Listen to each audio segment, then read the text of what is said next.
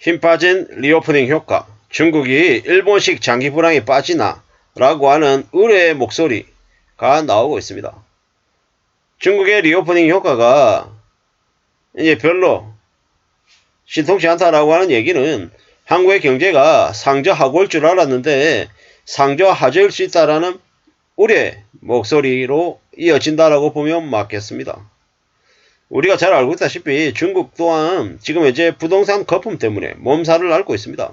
게다가 코로나 팬데믹 이후에 그네들의 각 경제의 각 부분별로 이제 적색 신호가 지금 켜지고 있죠. 물론 우리가 잘 알고 있다시피 중국은 누가 뭐라 그래도 전 세계 경제 규모의 GDP 2위 국가입니다. 한국은 13위, 중국이 2위, 일본이 3위, 미국이 1위입니다.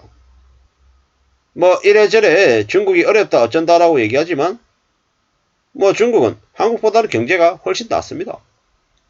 중국이 일본식 장기 불황에 빠지나 라는 제목의 뉴스가 저렇게 나와 있지만 실제로는 중국이 아니라 저 중국이라고 하는 글자 대신 한국이라고 하는 글자로 바꿔서 이야기해도 하나도 이상하지 않을 겁니다.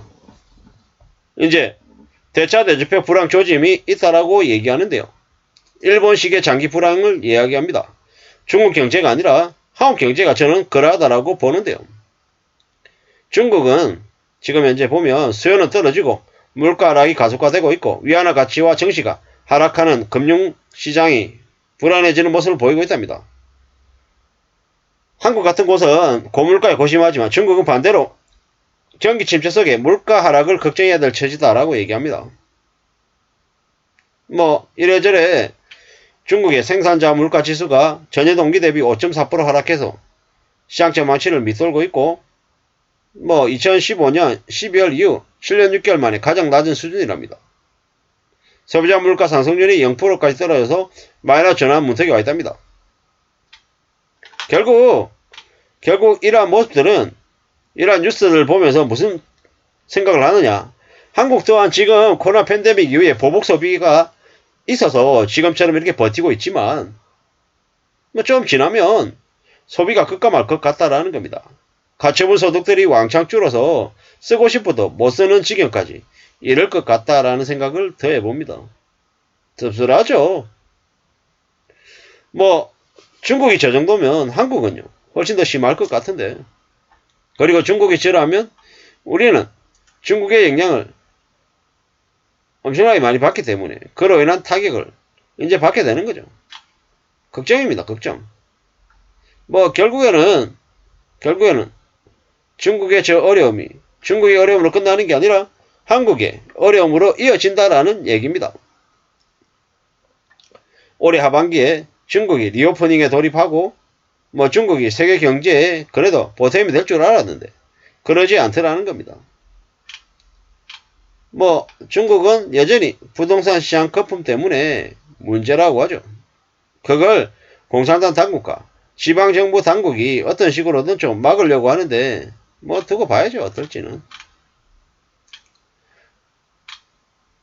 뭐 미국의 소비자 물가 지수가 뭐 0%, 생산자 물가는 마이너스 5.4 뭐 이렇다라고 합니다. 그나마 중국의 경제 성장률 추이는 우리보다는 훨씬 더 낫죠. 훨씬 낫습니다. 뭐 이래저래 중국의 경제가 주식이나 외환시장 모두가 불안하다, 뭐 구조적인 취약점 때문에 문제다라고 얘기하지만 현재는 중국이 문제가 아니라 우리나라 한국이 더 문제죠. 한국이 더 걱정입니다. 일본의 장기 침체를 설명하는 대차 대조표 불황, 뭐 중국 경제가 그렇다라고도 얘기하는데, 대차 대조표 불황이란 가계와 기업들이 저금리 시대에 빚을 내쓰다가 거품이 꺼지면 늘어난 빚을 갚으려고 노력하는 과정에서 소비와 투자가 같이 줄어서 이제 불황에 빠진다라는 의미라고 한답니다.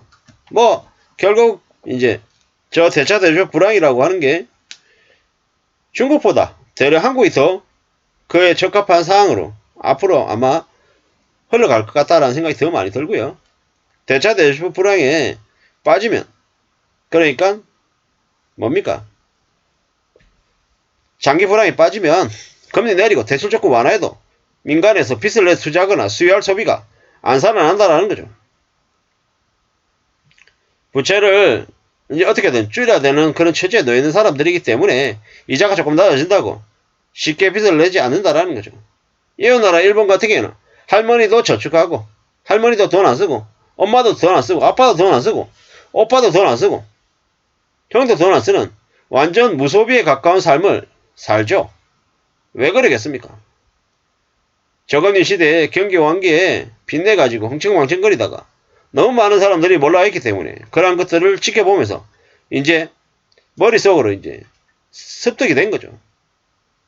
그런 삶이 이제 당연해져 버린 거예요. 장기 불황, 대차 대조 불황 이런 것들이 이제 그렇게 만들었다라는 겁니다. 참 많은 생각들이 듭니다. 많은 생각들. 어떻게 살아야 될까? 어떤 마음이 필요한 걸까? 이런저런 생각들도 더더욱더 많이 하게 됩니다.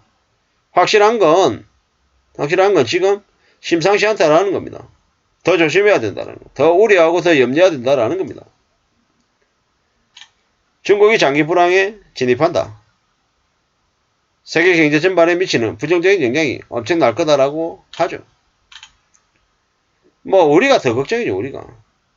지금은 가계부채, 기업부채, 정부부채도 상당하고 이제 지방정부들이 이제 서서히 답이 없다 보니까 뭐합니까? 가격 올린 거죠. 가격.